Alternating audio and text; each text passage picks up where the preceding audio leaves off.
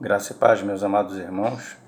Mais uma manhã de domingo, né? O mestre nos chama para estarmos ceando, partindo o pão, com todos os santos na cidade do Rio de Janeiro. E mais uma vez, né, vamos estar avançando um pouco mais no assunto que nós temos compartilhado com os santos aqui por intermédio dos vídeos, né?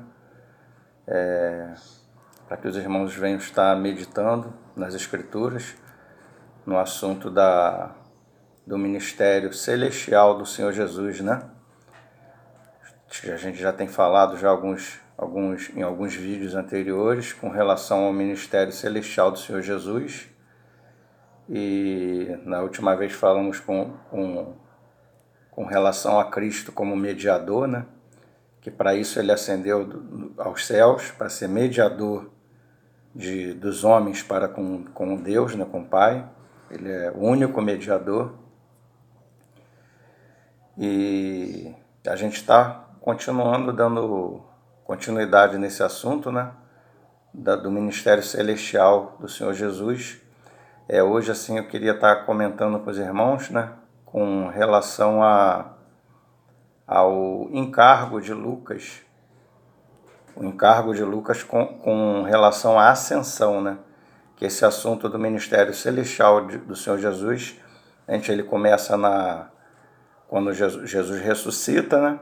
E ele fica aqui 40 dias aqui na terra, dando ensinamento, dando instruções aos discípulos, né? Abrindo as Escrituras para ele, ensinando as Escrituras, que naquela ocasião era o Velho Testamento, né? E Lucas ele tem um grande encargo nisso, a gente vai estar vendo essas coisas hoje. O encargo de Lucas com relação ao ministério de Jesus ressuscitado, né? E a ascensão do Senhor Jesus e o ministério dele celestial. A gente vai estar falando um pouco com relação a esse encargo de Lucas, com relação à ascensão de Cristo, né? E a gente vai ver também, vai fazer um contraste com os outros evangelhos, né, de Mateus, Marcos e João, com relação à mesma passagem, né? Para a gente ver que Lucas ele tinha um encargo do Espírito mesmo com relação a esse assunto. Né? O que tinha encargo nesse assunto da ascensão e no ministério celestial do Senhor Jesus era Lucas. Ainda que João fale também algumas coisas com relação a isso, complemente esse assunto, né? Lá em Apocalipse, né? João tem a visão de Cristo Cordeiro lá do lado do trono, né? E é um assunto que João complementa, mas Lucas ele tem um encargo assim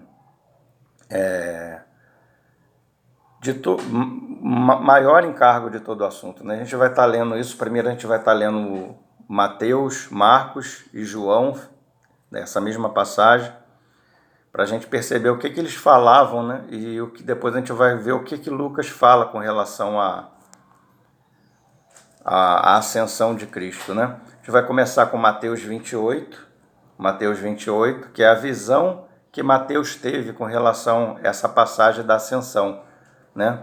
A gente vai ver o que Mateus fala, né? Que cada um tem um encargo, né? Então, não que tenha divergência de pensamento, mas o acontecido, uns relatam alguma parte, outro relata outra parte. Um tem encargo em uma parte, o outro tem encargo em outra parte, né, das Escrituras. E todas essas partes elas se complementam uma a outra e nos traz uma visão mais ampla do que realmente aconteceu, né? Então a gente vai ver aqui Mateus, Marcos, Lucas e João. Ou João e Lucas, vamos deixar Lucas por último. Né? Então uma passagem ela complementa a outra, né? E aqui em Mateus 28, né, a partir do versículo 16, que fala assim, ó: seguiram os 11 discípulos para a Galiléia, para o monte que Jesus lhes designara. Quando o viram, o adoraram, mas alguns duvidaram. Então a gente vê aqui que Mateus, né, depois que Jesus ressuscita, se a gente começar a ler Mateus 28 do início, vai ver que vai estar falando de Jesus ressuscitado, que ele aparece a Maria Madalena, né, e a outra Maria, no sepulcro ali, e ele fala, aqui no versículo 10, capítulo 28 de Mateus, versículo 10. Então Jesus lhe disse: não temais, ide avisar a meus irmãos que se dirijam a Galiléia e lá me verão. Então Jesus, ele ressuscitado, né, depois de ter sido crucificado, ele ressuscita, aparece a Maria, né, e ele fala para elas, né, que eles se dirigissem para Galiléia e lá que eles veriam o Senhor. Então a gente chega até esse versículo 16, que é eles indo para Galiléia, né? Seguiram os 11 discípulos para Galiléia. Eles foram para Galiléia, para o monte que lhes designaram. E quando ouviram, o adoraram, mas alguns duvidaram. Então a gente vê que eles veem o Senhor, né? Alguns adoram o Senhor, mas outros ficam duvidosos. E Mateus ele se atenta a isso, né? Que alguns duvidaram. Então Mateus ele registra que houve dúvida com relação a alguns. Versículo 18. Aproximando-se, falou-lhes, dizendo: toda a autoridade me foi dada no céu e na terra. Então Mateus aqui ele recebe um encargo para falar da autoridade que Jesus recebeu, né? Após ter morrido e ressuscitado. Então Jesus ele foi revestido de toda a autoridade no céu e na terra. E Mateus ele tem cargo com relação a isso, escreve isso. E outra coisa que chama a atenção de Mateus, né? Ele fala: ide, portanto, fazei discípulo de todas as nações, batizando-os em nome do Pai, do Filho e do Espírito Santo, ensinando-os a guardar todas as coisas que vos tenho ordenado. E eis que estou convosco todos os dias, até a consumação dos séculos. Então a gente vê aqui que Mateus ele tem o encargo de falar, né? Ele tem o cargo de Espírito de falar da autoridade do Senhor Jesus, dessa autoridade delegada dele para que nós fôssemos e pregássemos o Evangelho, o ID de Jesus, né? Então o ID aqui, Mateus ele tem um cargo com o ID do Senhor Jesus. ID, isso chama atenção, né? Quando os 11 estavam ali, isso chamou a atenção de Mateus, né? Que o Senhor falou: ide, portanto, né? A evangelização chamou a atenção de Mateus, né? Que ele daria autoridade aos discípulos para batizar em nome do Pai, do Filho e do Espírito Santo. Então o batizador, né? Ele tem autoridade para batizar. Todo filho de Deus, todo discípulo de Jesus Cristo, né? Tem autoridade do próprio Senhor de batizar do Pai, do Filho e do Espírito Santo. Então todo aquele irmão que batiza, ele batiza em nome do Pai, do Filho e do Espírito Santo. Aqui está falando da autoridade que o batizador tem, né? De onde vem essa autoridade? Do Pai, do Filho e do Espírito Santo.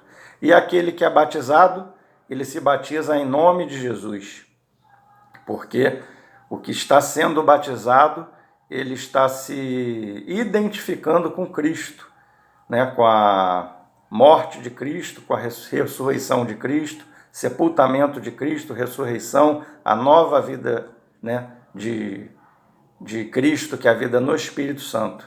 Então aquele que se batiza, ele se batiza em nome de Jesus, né? Ainda que quem tenha sido batizado em nome do Pai, do Filho e do Espírito Santo, não tem problema nenhum, porque quem se batiza também no nome de Jesus, também recebe o Pai, o Filho e o Espírito, né? Então isso aqui é mais para a gente ter clareza das coisas, né? Aqui é uma palavra pro batizador, e quem se batiza tem texto que fala, né? Não vou tocar nisso, não é o assunto hoje. Se batiza em nome de Jesus porque se identifica com Cristo. Por isso que o batizado se batiza em nome de Jesus. E quem batiza, ele batiza porque ele tem uma autoridade que foi dada a ele, né? Pelo Pai, pelo Filho e pelo Espírito. Então, ele tem autoridade para batizar. E isso aqui é o encargo de Mateus. Mas em momento nenhum a gente vê que Mateus, né, eles têm um contato aqui com Cristo ressuscitado, e Mateus em momento nenhum fala da ascensão de Cristo. Ele não toca nesse assunto, ele não tem encargo com isso, ainda que tenha acontecido isso. Mas Mateus ele não tem encargo nenhum. Vamos ver agora Marcos, né? a mesma passagem de Marcos, né? O que Marcos vai falar, né? Marcos 16, a partir do 14. Evangelho de Marcos 16, a partir do 14, que fala assim, ó. Finalmente apareceu Jesus aos 11, ó, a mesma passagem. Finalmente apareceu Jesus aos 11, né, quando estavam à mesa, e censurou-lhes a incredulidade e a dureza de coração. Né? E agora, aqui Mateus fala que alguns deles tiveram incredulidade. Já Marcos falam que eles estavam à mesa, né? E fala que Jesus censurou-lhes a incredulidade e a dureza de coração. Já Mateus já não fala isso.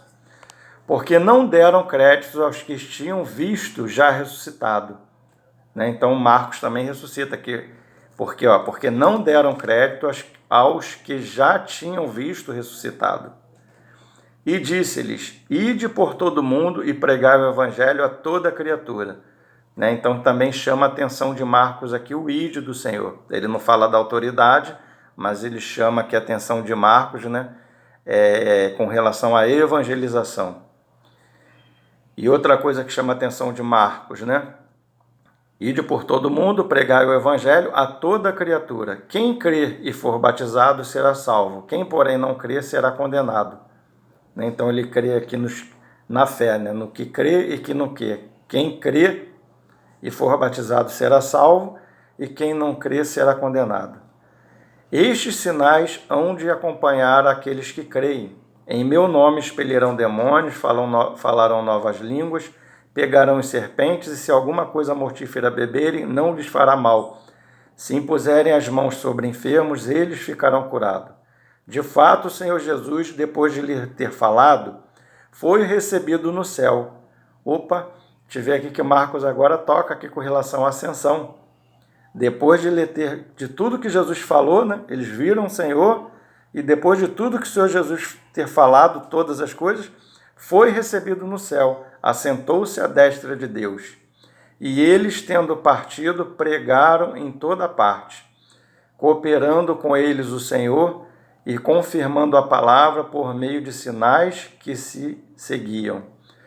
Então a gente vê aqui que o encargo de Marcos de falar da ascensão não passa mais do que depois dele ter falado, ele foi recebido no céu. A única coisa que Marcos fala da ascensão é que ele foi recebido no céu. Realmente, depois, de fato, ele fala, de fato, o Senhor Jesus, depois de lhes ter falado, foi recebido no céu e assentou-se à destra de Deus. É a única coisa que Marcos fala. Mas pelo menos fala alguma coisa. Mateus não fala nada com relação, né? E ele fala aqui da evangelização. Depois disso, que Jesus ser ascendido, eles pregaram em toda parte, cooperando com eles o Senhor, né? O Senhor já ascendido. Então agora ele começa a tocar aqui no ministério celestial de Jesus também, pregaram em toda parte, cooperando com eles o Senhor, confirmando a palavra por meio de sinais que se seguiam. Então Jesus cooperava com eles por meio dos milagres, dos sinais que seguiam. Jesus já ascendido, já entronizado no céu, já no seu ministério celestial, né? Vamos ver agora João.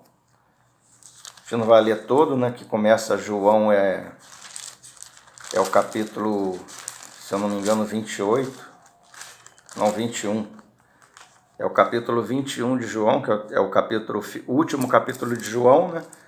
Eu não vou estar lendo todo ele, porque também não é o nosso encargo, mas a gente vai ver aqui que João, ele toca no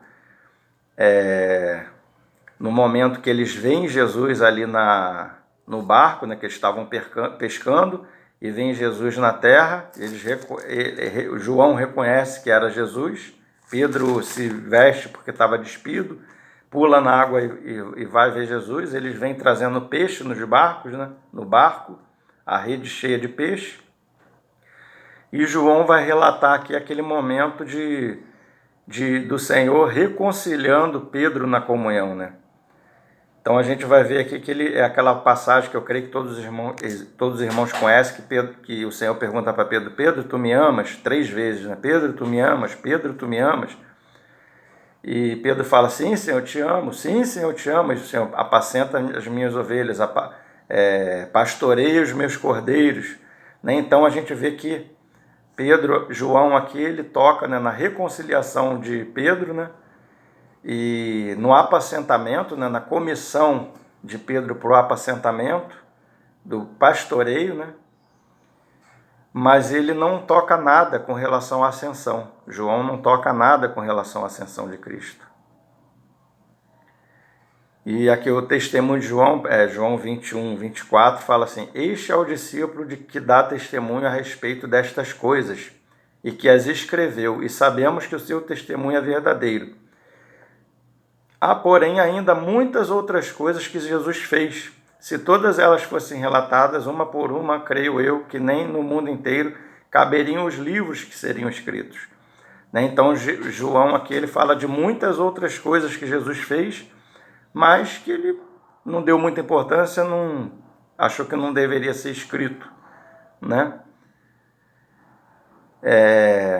Inclusive a ascensão de Cristo, né? Então ele relata aqui que teve muitas outras coisas que Jesus fez, mas que ele não achou necessário escrever, mas que outros discípulos, né, outras pessoas tiveram o encargo de escrever essas coisas, mas não era o encargo de João, por isso João não escreve. E agora vamos ver de Lucas, né? O final do Evangelho de Lucas, que é capítulo 24, que vai falar assim, a partir do 50, versículo 50, Lucas 24, 50. Então os levou para Betânia, e erguendo as mãos, os abençoou. Aconteceu que, enquanto os abençoava, ia se retirando deles, sendo elevado para o céu.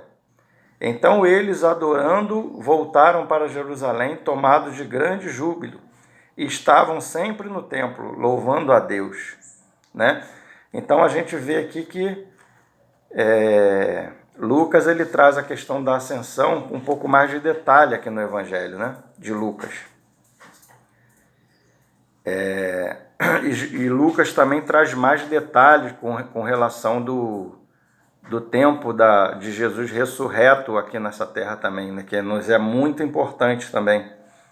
Ele fala aqui ainda no 24, né, muito importante para os nossos dias hoje, com relação aos falsos profetas, as falsas profecias com relação à segunda vinda do nosso Senhor, né? Então ele fala aqui no versículo 39, né, quando Jesus aparece a ele, né? Vamos ler do 36. Falavam ainda estas coisas quando Jesus apareceu no meio deles. Então Jesus aparece ressuscitado, né? E lhes disse: paz seja convosco. Eles, porém, surpresos e atemorizados, acreditavam estarem vendo um espírito. Né? Tem pessoas que dizem que Jesus ressuscitou um espírito. Né? Alguns falsos mestres, falsos profetas, que dizem que Jesus ele já veio, mas veio em espírito. Atemorizados, acreditavam estarem vendo um espírito. Mas ele lhes disse, né? Jesus falou para eles: por que estáis perturbados? E por que sobem dúvidas ao vosso coração? Vede as minhas mãos e os meus pés, que sou eu mesmo. Apalpai-me e verificai. Então, quer dizer, não era um espírito, dava para ser apalpado, verificado, né? Verificai.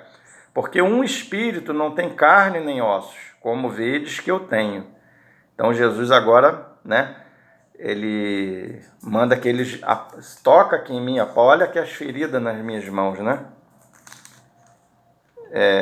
Vede as minhas mãos e os meus pés, que sou eu mesmo, apalpai-me, porque um espírito não tem carne nem osso, como vedes que eu tenho. Então Jesus ele ressuscitou de carne e osso, não espírito, né? E eles puderam ali apalpar ele e verificar realmente que o Senhor ele tinha vindo ressuscitado em carne com um corpo glorificado, um corpo incorruptível, um corpo eterno que não morre mais, mas um corpo de carne e osso, né? Dizendo isto, mostrou-lhe as mãos e os pés, e por não acreditarem eles ainda, por causa da alegria, estando admirados, Jesus lhes disse: Tende aí alguma coisa que comer? Então lhes apresentaram um pedaço de peixe assado e um favo de mel, e ele comeu na presença deles. Então o espírito ele não come peixe, nem come um favo de mel.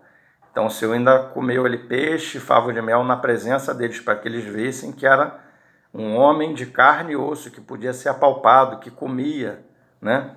Um homem, né, com semelhante a eles, com um corpo de carne e osso, não um espírito, né? Então isso aqui, Lucas, ele nos revela também, né?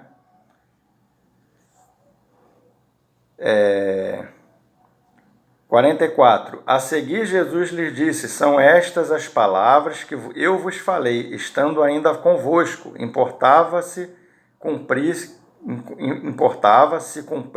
tudo que de mim está escrito na lei de Moisés, nos profetas e nos salmos. Então lhes abriu o entendimento para compreenderem as Escrituras. E lhes disse: Assim está escrito, que Cristo havia de padecer e ressuscitar dentre os mortos no terceiro dia, e que em seu nome se pregasse arrependimento para a remissão de pecados, e todas as nações, começando em Jerusalém, vós sois testemunhas destas coisas. Eis que envio sobre vós a promessa de meu Pai. Permanecei, pois, na cidade, até que do alto sejais revestido de poder. Né? Então a gente vê aqui que o Senhor, o que é que o Senhor ficou fazendo esses 40 dias, né? A gente vai ver lá em Atos que o Senhor ficou aqui ressurreto durante 40 dias, aparecendo a eles, ensinando, né? Ensinando. Jesus, são estas palavras que eu vos falei, estando ainda convosco. Importava que se cumprisse tudo que de mim está escrito na lei de Moisés, nos profetas e nos salmos.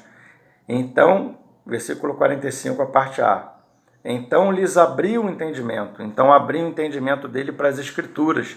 Eles começaram a entender, né, o que a lei de Moisés falava com relação a Cristo, o que os profetas falavam com relação a ele, né, e o que os salmos falavam com relação a ele. E aqui é todo o Velho Testamento isso daqui. Né, a lei de Moisés, os 5 livros de Moisés, o Pentateuco. Né? Os profetas, que abrange os profetas maiores e os profetas menores, e também Samuel, que também abrange esses profetas aqui que fala, abrange Samuel, e os livros de reis, 1 Reis, 2 Reis, 1 Crônica, 2 Crônica, e também o livro de Esther, Ruth, que também são livros que estão incluídos nos profetas. Né? E quando ele fala, e nos salmos, também está incluído os livros de Cantares, Provérbios, né? Eclesiastes, que são os livros que eles dão o nome de... eu esqueci agora como é que fala. Os livros poéticos, né? Que são chamados livros poéticos, que é Salmos, Cantares de Salomão, e Eclesiastes, Provérbios, né? Quando ele fala que Salmo, então, na verdade, aqui está abrangendo todo o Velho Testamento. Né? Então, a gente vê que Lucas, ele traz essa passagem de Cristo ressuscitado e a ascensão de Cristo mais detalhada, ainda aqui no versículo 24, né? Ele vai falar isso aqui no versículo 27, Jesus no caminho de Emaús, né? Essa mesma coisa que eu estou falando, que ele explica para os discípulos no caminho de Emaús aí o que as Escrituras falavam dele mesmo. 24, Lucas 24, 27. E começando por Moisés, decorrendo por todos os profetas, expunha-lhes o que seu respeito constava em todas as Escrituras. Né? Então Jesus agora ele abre o Velho Testamento para os discípulos e ele ascende aos céus. E agora interessante aqui, né, no versículo 51, que ele fala assim, ó, aconteceu que enquanto os abençoava, ia se retirando deles, sendo elevados para o céu. Então não foi uma ascensão comum, simplesmente o Senhor subiu aos céus. Mas ele, enquanto ele ia abençoando eles, ia se retirando deles, né? Não era uma retirada plena, mas da mesma forma, espiritualmente, né, o Senhor estava levando consigo eles estavam ascendendo com Cristo ali, né? Então, enquanto o Senhor ia ascendendo, ia abençoando eles, né? A gente entende isso aqui quando a gente chega em Efésios, né? A gente entende isso aqui, né, pela fé que nós ascendemos com Cristo para as regiões celestiais, né? A gente entende isso aqui melhor lendo o livro de Efésios. Efésios está em Efésios 1 e Efésios 2.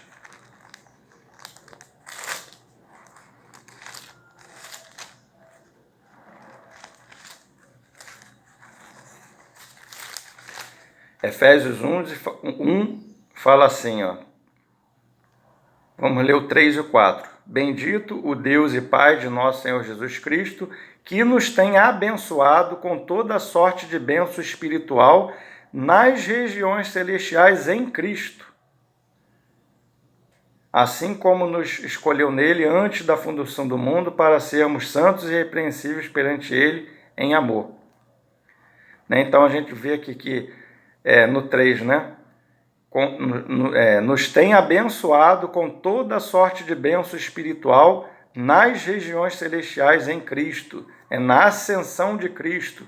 Quando Cristo ele ascendeu, né, ele entrou nas regiões celestiais, ele nos levou com ele mesmo, né, ele nos introduziu, né, que a gente vai ver, depois a gente vai entrar nesse assunto, que o sumo sacerdote, quando ele entrava no santíssimo lugar, o santo dos santos, né, ele colocava aquelas vestes e tinha aquelas pedras no peitoral, né, e sobre os ombros dele, que cada pedra daquela preciosa simbolizava uma tribo, né, as 12 tribos de Israel, que falam de cada filho de José, né, que depois foi Jacó, que depois mudou o nome de Jacó para Israel, né? Então o sumo sacerdote, todo sumo sacerdote, não sacerdote, mas o sumo sacerdote era o único que podia entrar no lugar santíssimo. Então essa é uma figura de Cristo. Quando ele adentra os céus, ele entra como sumo sacerdote no seu ministério celestial, no verdadeiro santo dos santos, no verdadeiro lugar santíssimo. E ele nos leva a todos nós, né, tipificado naquelas pedras ali, naquelas tribos ali, nós somos levados com ele para as regiões celestiais, ele adentra ali conosco, né, é rasgado o véu e agora nós temos livre acesso ao trono da graça, né, pelo sangue dele que foi derramado. E agora ele, como sumo sacerdote, como advogado, ele vai apresentar aquele sangue ali, né, diante do Pai ali, né? Mais para frente a gente vai tocar mais nesse assunto detalhado, né? De Jesus como o sumo sacerdote que adentrou os céus. Por enquanto a gente está falando da ascensão, né? E a gente vai ver aqui em Efésios 2, 6.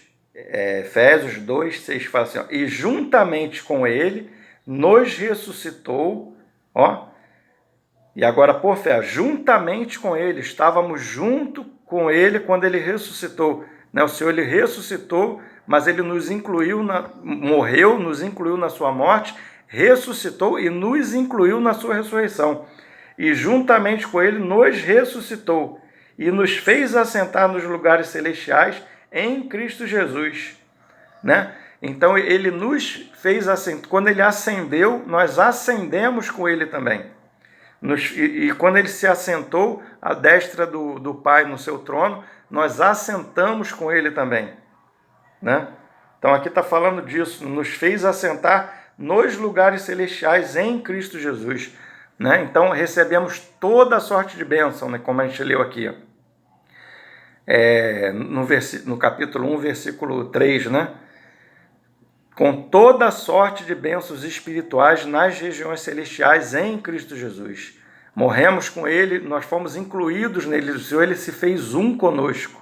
Essa foi a obra de Cristo na cruz, no seu ministério terrenal, né?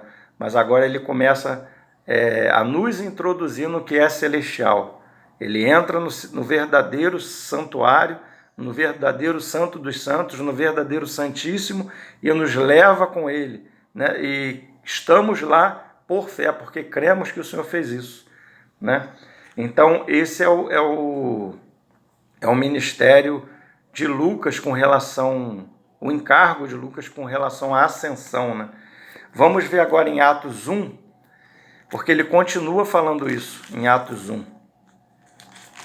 Atos 1, a partir do 1, fala assim, ó: escrevi o primeiro livro, ó Teófilo, relatando todas as coisas que Jesus começou a fazer e a ensinar. Então aqui ele está falando para Teófilo do primeiro livro que ele escreveu, Lucas, né, que é o livro de Lucas. Então ele fala aqui para Teófilo que ele escreveu o primeiro livro, relatando todas as coisas que Jesus começou a fazer e a ensinar. Então, que esse primeiro livro de Lucas, o ministério terrenal do Senhor Jesus, segundo Lucas, né, seriam as coisas que Jesus começou a fazer e a ensinar, mas que ele continua fazendo no seu ministério celestial, né? E agora ele vai começar a nos dar a entender, né, que o ministério celestial de Cristo, ele continua fazendo as coisas pelo Espírito Santo, que são os atos dos apóstolos e do Espírito Santo. A gente vai entender mais isso, porque o livro, assim, eu creio que seja bem colocado Atos, né? Porque quando a gente fala livro de Atos, a gente está falando que são atos, mas quando a gente fala livro Atos dos Apóstolos, a gente está falando que são atos dos apóstolos, mas a gente não está incluindo o Espírito Santo. E quando a gente fala também que o livro é o livro dos Atos do Espírito Santo, a gente está falando que são atos do Espírito Santo, mas a gente está tirando os apóstolos. E, na verdade, o livro de Atos são os atos do Espírito Santo nos apóstolos, na vida dos apóstolos. É Cristo obrando nos apóstolos por intermédio do Espírito Santo, né? Então, o Espírito, ele obra na vida dos apóstolos, né? Paulo chega a dizer que da graça, né? Não eu, mas a graça de Deus comigo, né? Então era a graça, Paulo entendia isso, que não era ele, né? Como não era Pedro, como não era Paulo, como não era João, como não foi nenhum deles, mas era a graça de Deus, ou seja, o Espírito Santo de Deus trazendo tudo que Jesus fez na sua obra terrenal, ali na cruz,